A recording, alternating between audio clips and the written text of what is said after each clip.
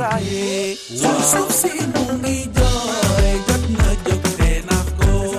So see money joy, got no joke then I've go. So see money joy, got no joke then I've go. So see money joy, got no joke then I've go. Together main dans la main, nous sommes prêts pour le combat.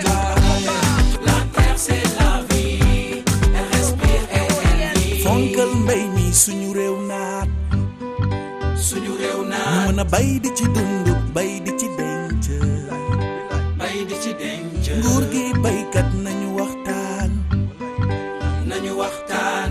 Nous sommes dans la zone sylvo-pastorale, le Sahel du Sénégal. Il s'agit de plus d'un quart de la superficie du pays et d'un mode de vie calqué sur le système de production pastorale. Bonjour et bienvenue à ce nouveau numéro de la Clé des terroirs. Au sommaire, la restitution des travaux de la Commission nationale de la réforme foncière aux éleveurs, la filière lait et la condition des éleveurs de même que leurs attentes par rapport à la réforme foncière en cours. Durant ces 26 minutes, à travers des portraits, des reportages, des analyses et des interviews, nous allons tenter de comprendre pourquoi en définitive le système pastoral n'intéresse pas beaucoup les politiques de développement au Sénégal, bien que le contrôle des revenus de cette activité soit un enjeu autant politique qu'économique.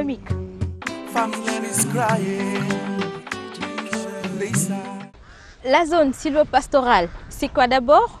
Ses atouts, ses faiblesses, ses symboles culturels. Reportage.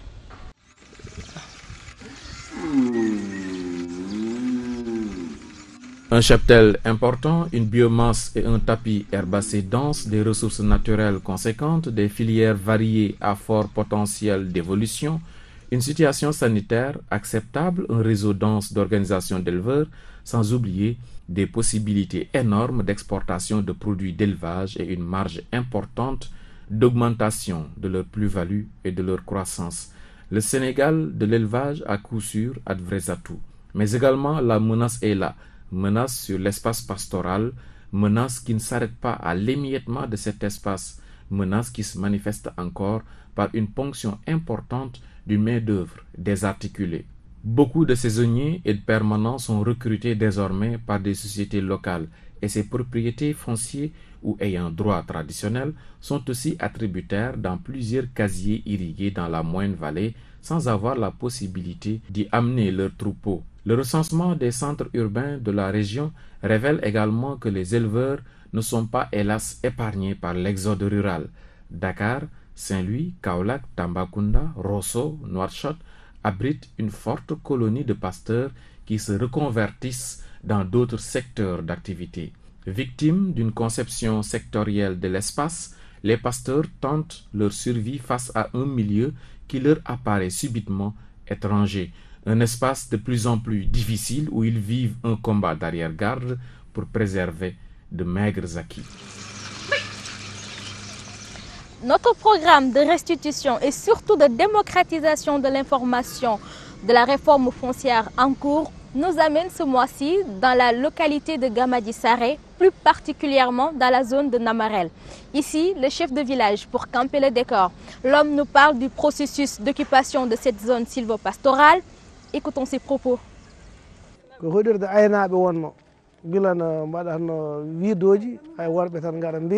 walla nayi ha ɓooyi mbatte rumede pour beeri si ndiyam gasi kota pa e maaya so toɓi arta ɗo ha waɗi duuɓi 1950 et quelque wawi labgal en dañi forage bidde en yaare en waɗi wattuɓe ɗo seedde e si kewani en 1971 ɗo dañi forage 71 forage o wili ko 72 woni 73 yimɓe ɓe eggi jiili huuɗo 74 ɓuuri hoɗede hande yimɓe ne garti hitande ɓe mbiyetande bonde ɓe mbiyetande waalo noon jeerinkoɓe ɓe arta noon hande hoɗa. Continuons avec le chef de village de Namarel qui insiste sur l'importance cruciale du foncier chez les pasteurs. aɗa andi wonko woni aduna yimɓe kala ɗo kalɗa commune aji he ɗum komi conseillé kala ɗo kalɗa ɓe aynaɓe ne dokkeɗo remoɓe ne dokkeɗo remi aynaɓe dokketake ɗo gayni ɗum noon mbimi min ko yen rento ɗum min ko joguimi ko kolcon faade seeɗa kilométre uji nogas walla kilométre uji sappo mbawa kam yonde mbeɗa hen hen nayam ɗi somi rokkama hen sago kilométre uji sappo mi waɗi ɗum barbar min jeeyi goɗɗo rokkama ɗum ɗo e labgal min ɓurata sappo leydi ndi gasa ɗum goko probléme gueɗel ɗimmel nguel ko kulami ko hen min mbaɗi noon ga min pecci Mamadou Sarr on mbaɗi noon on peccide jeeyaɗa to so ɗo toɓani somi eggi nayam somi fayi Mamadou Sarr ko joom guesa walla an Mamadou Sarr toɓani a ari ɗo mbaɗmi ko guesa guesam bandayam durate ko lebbi 5 so wi aɗa natne nayi mami jaɓata e sobo woppama wonama ladde min mbimi jammi ko yo ladde nde ɗo tottunoɗo e zone gaynaka so sur pastoral yo woppa yo continue sur pastoral ko gaynaka jeeyi ayna fof pota hen gaynako so ñaagui ndemowo so ñaaguima yo rokke ɗo reemi ndemude wawa ɓuuri ettama mbaɗowo élevage moderne so ñaaguima yo rokke élevage moderne wawa ɓuuri ettama ɗum wona gaynako woro ladde kolce 5 kolce nogas wona ɗum kalmi koɓe mbiyata ko yen peccu ladde nde totten ayna mbaɗende barbaruji ɗum moƴƴani men yen goppa won solution pastoral so dammarel toɓani rowande min jeeya Tamba sonno wanno guese goto fof jogui guese mum mi yettoytako toon rowande nde Mamadou Sarr naɓe ɗo ceeɗi ɗo to gonɗen joni Linguére naɓe nan ɗo joofi gari ɗo guilan toɓo ndungu soɓe tawno mbeɗa waɗi guesa mbiyami ko goɗɗo guesam ba haba waɗa morso ɗum mbimi ko moƴƴani. À la suite de Demba Diallo Ba, nous avons tendu notre micro au président de l'association pour le développement de Namarel pour une évaluation de la restitution des travaux de la Commission nationale de réforme foncière aux populations de la zone sylvopastorale. wayno ñalawmaji ɗiɗi ɗi mbaɗɗen ɗiɗo hede kodi ñalawmaji payidinɗi to banggue jeeyi leydi to banggue ko wiyete ko tellitinal mbawkaji mais to banggue aussi gaynaka saabu ene wayno ñalawmaji ɗiɗi ɗi pottitini ɗo e aynaɓe jewtanama holko woni kuulal jeyguendi jewtanama aussi holko woni tellitinal mbawkaji guila acte 1 acte 2 hay acte 3 mo kesso o ganduɗa o ina wotama en kalanama aussi e baylugol sarɗiji jeyguendi baɗaɗi ɗi ɗi ganduɗa ɗi cuwa tawa yaade assemblée nationale kono keeɓi juuɗe président de la république mais en kollitama aussi ko abbete wasiyaji ɗi ganduɗa ɗi commission mo ganduɗa o ko pelle ɗe gona laamuyankoje ndendi mbaɗi ɗum. Votre Mac Vert, la clé des terroirs, donne la parole aux populations, acteurs et témoins des événements, mais également aux experts et décryptant comme personne les enjeux. C'est la rubrique Entretien qui reçoit Oussoubi Touré.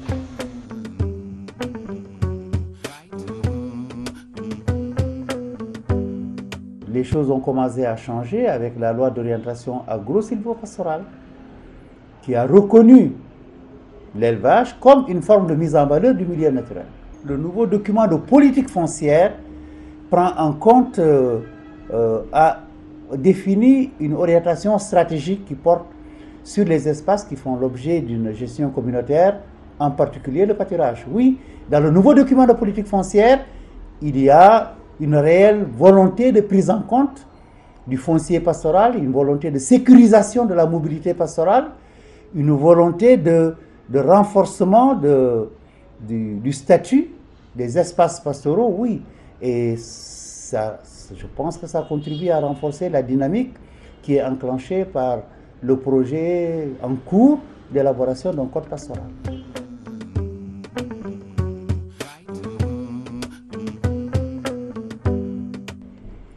Il y a deux choses qu'il faut dire qui me semblent importantes là.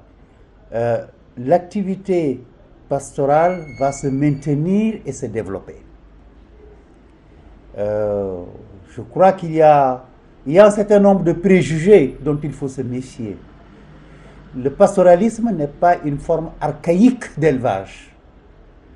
Le pastoralisme est un mode d'élevage adapté à l'environnement dans lequel il s'exerce, un milieu aléatoire, un milieu où les ressources sont très variables dans le temps et dans l'espace, un milieu où les aléas climatiques sont durement ressentis, dans une zone comme la zone sylvopastorale dont vous avez parlé, le pastoralisme est la seule activité qui permet de transformer la biomasse, qui permet de transformer l'herbe en produit consommable par l'homme. C'est l'élevage qui permet de transformer des fourrages grossiers en viande, en lait. Si vous, de cette zone-là, vous n'avez pas d'autres formes d'activité qui permettent de tirer avantage, de tirer profit d'un tel milieu. Donc c'est une activité qui est adaptée aux contraintes du milieu. C'est une activité dont toutes les recherches les plus récentes ont prouvé que du point de vue écologique, elle est absolument adaptée. Elle permet de préserver la base des ressources naturelles et du point de vue économique, on a une productivité qui est supérieure aux formes d'élevage sédentaire. Donc c'est pas une activité qui est appelée à disparaître. C'est une activité qui est appelée à se maintenir et à se moderniser.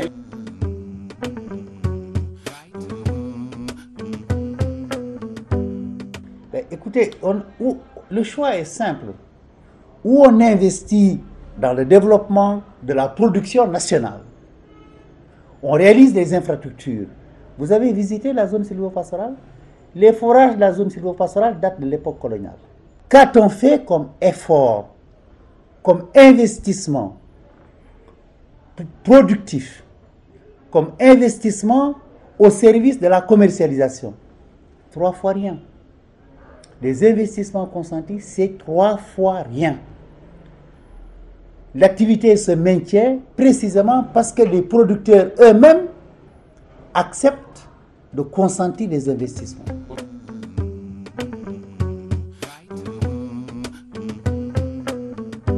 Ah oui, je dis, c'est une activité qui va se maintenir, qui ne va pas disparaître, parce que de toute façon, on ne peut pas s'orienter vers un développement durable de notre pays si on ne réalise pas les investissements qui vont permettre de booster la production animale et de booster les productions végétales. Ce ne sont pas les importations en provenance des pays d'Amérique et d'Europe qui vont nous permettre de réaliser la sécurité ou la souveraineté alimentaire.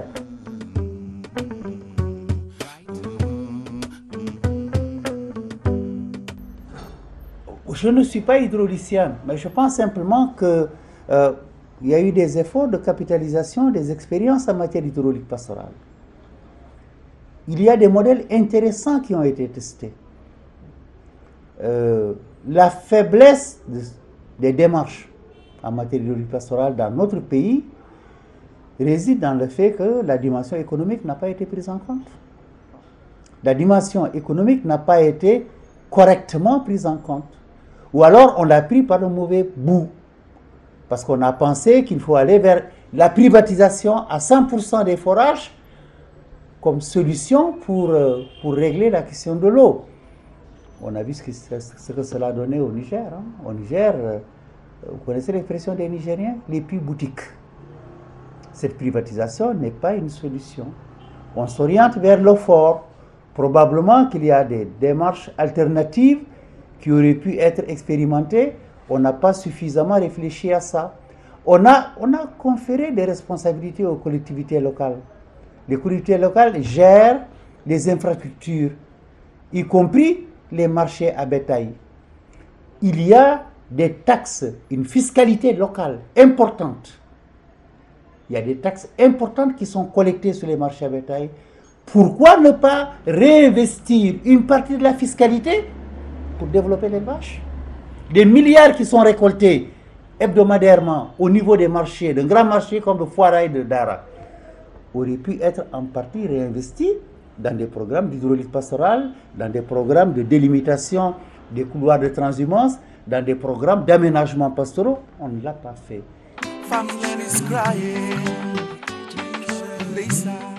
Pour donner une résonance nationale, voire internationale au leadership féminin du monde des éleveurs du Sénégal, le reportage du mois donne la parole à une femme transformatrice de la laiterie de Namarel. Focus sur la filière lait au Sénégal.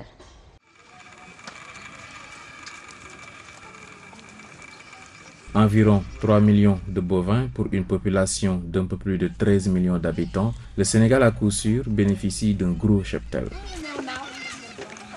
Autre atout, les Sénégalais consomment énormément des produits laitiers, les caillés, yaourts, les en poudre. Un marché de plus de 360 millions de litres pour les produits laitiers, un gros business. Et paradoxalement, seul un tiers de la consommation nationale est produit localement. La faute à imputer à une absence d'ingéniosité, à un manque de savoir-faire.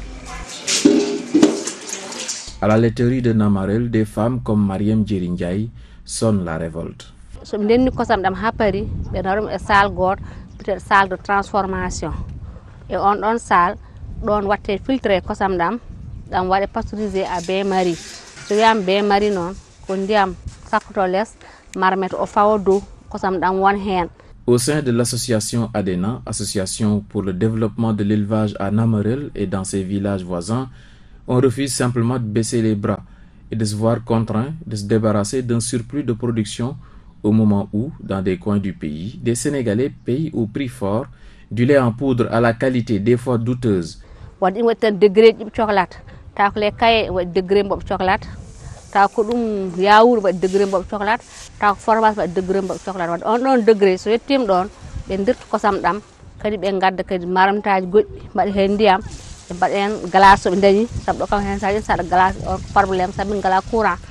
Et c'est presque avec une avidité d'enfant que Mariam Djerindiaye nous parle de son travail et des performances de sa laiterie, malgré de maigres moyens.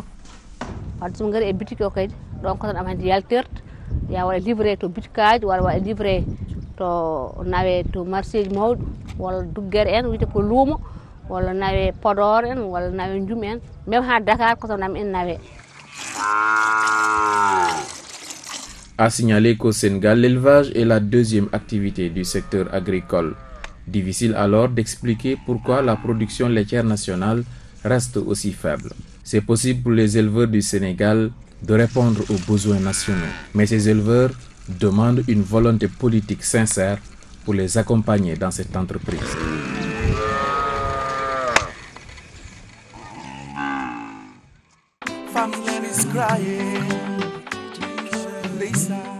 Ce mois-ci, le plaidoyer est mené par Oussoubi Touré, à la fois expert et acteur du milieu pastoral. Cet expert reconnaît qu'il y a des progrès notoires dans les politiques de développement de l'État liées au pastoralisme, mais également il élève la voix pour une meilleure prise en compte d'une activité aux enjeux économiques.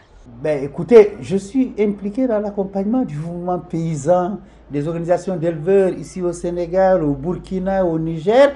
Je crois que la société civile de plus en plus se renforce. Je crois à la capacité de ces acteurs-là à peser dans les processus décisionnels. Je vois le mouvement se renforcer. Probablement pas au rythme que j'aurais souhaité. Mais je vois le mouvement accomplir des pas en avant. Quand on voit ce qui se passe à Doli, il y a quand même une première victoire à Doli. Mais le fait de clôturer Doli, c'est un acquis. Mais le plus important, c'est mettre en place un système de gestion inclusif.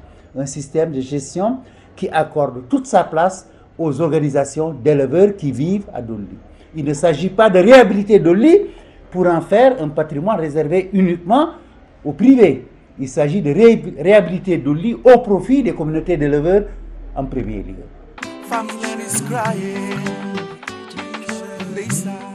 Agronomie et production animale, c'est ce dont il est question dans cette pratique culturelle. En clair, il s'agit de la culture fourragère dans cette zone sylvopastorale.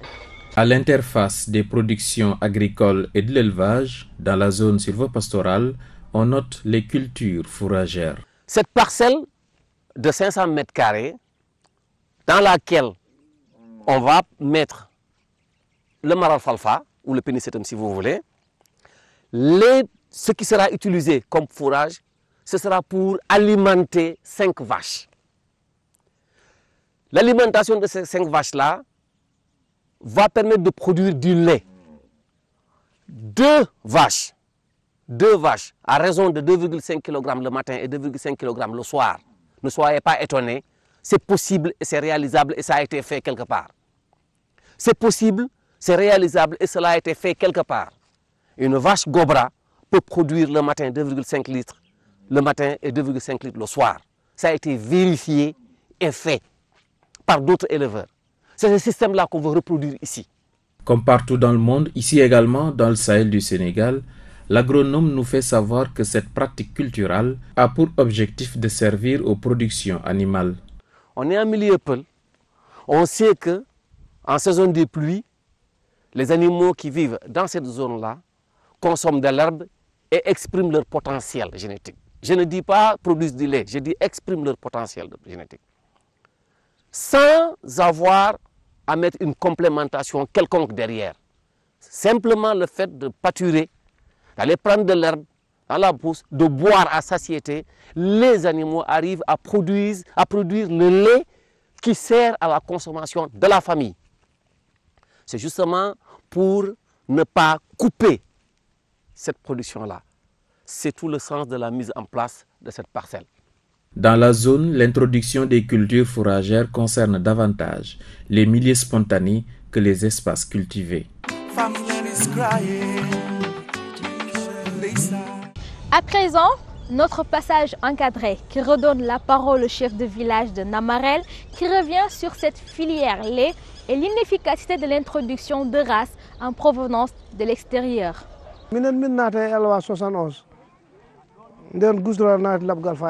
Soda ɗo ma wiide kaari ɓe puɗɗi sodde gusraji ɗi naati leydi ndi depuis 71 walla 70 ɗi naati leydi ndi ɓe gaddi ɗo nayi gusraji ko nayi moƴƴi ɓe gaddi ɗo nayi mobilia ɓe mbi ko nayi kosam gueɗɗiɗe fof minen homin mbawi pesde ɗe tewo ko gonga gusra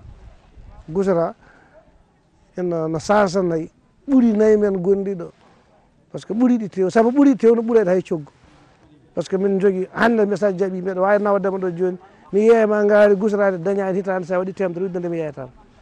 Voilà qui met fin à ce magazine. Merci d'avoir suivi ce deuxième numéro de la clé des terroirs que j'ai été ravie de vous présenter. Le magazine qui est offert par l'association Endapronat et son partenaire Osiwa.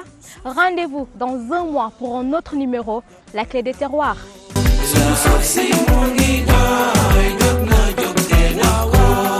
Together main dans la main, nous sommes prêts pour le combat. Together main dans la main, nous sommes prêts pour le combat. La terre c'est la vie, elle respire et elle vit. La terre c'est la vie, elle respire et elle vit. Noge, yage, onon lady, awdeleki. Ñu nak enda, ñongi ci xex bi, suqali mbay mi. Sunu suuf si ndoge yage onon lady aw de lekki ñu nag enda ñoo ngi ci xeex bi suqali mbay mi sunu suuf si ndoge yage onon lady aw de lekki ñu nag enda ñoo ngi ci xeex bi suqali mbay mi sunu suuf si